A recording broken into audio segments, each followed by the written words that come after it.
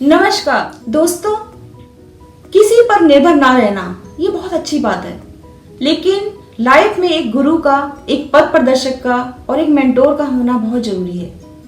आज मैं जो कहानी शेयर करने जा रही हूँ वो है एक गाय की। एक गाय थी जो कि शाम के समय जंगल में चरने जा रही थी।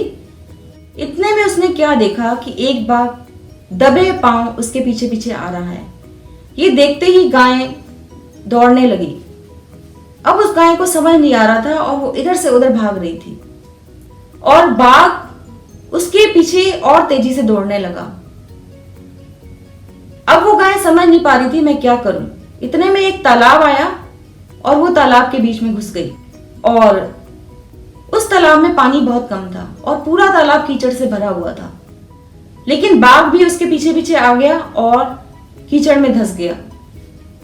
अब दोनों की स्थिति ऐसे हो गई थी कि दोनों ही कीचड़ में धंसे हुए थे और दोनों एक दूसरे के बहुत करीब थे, क्योंकि अब बाघ और गाय की ये कंडीशन थी कि वो हिल भी नहीं पा रहे थे।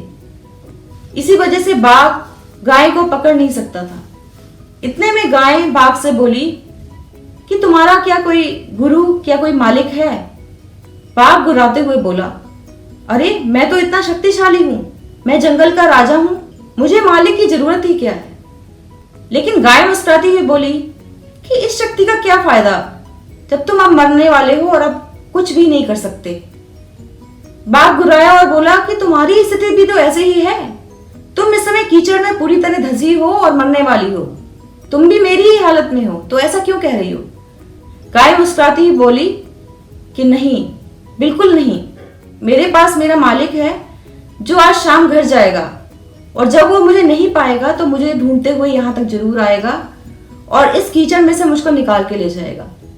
और हुआ भी ऐसा ही। गाय का मालिक आया, उसने उसको कीचड़ से निकाला और दोनों एक दूसरे की तरफ देखने लगे कि इस बाघ का क्या कर सकते हैं हम, क्योंकि उन्होंने सोचा कि हम लोग कर भी क्या सकते हैं, अगर हमने इसको निकाला तो ये हमें ही खा जाएगा।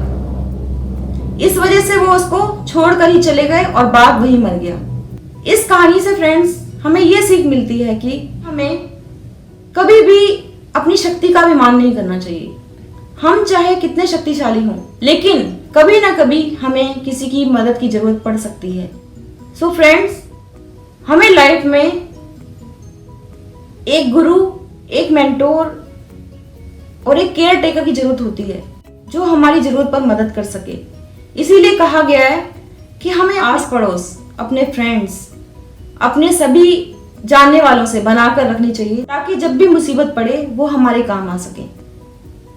और इसी के साथ मैं अपनी बात यहीं खत्म करती हूँ। फ्रेंड्स, अगर आपने अभी तक हमारा चैनल सब्सक्राइब ना किया हो तो कृपया अभी कीजिए और नीचे दिए हुए बेल आइकन को दबाइए ताकि मेरी हर स्टोरी का नोटिफिकेशन आप तक पहुंचता रहे। और मिलती हूँ एक नई स्टोरी के साथ फिर से। Thank you.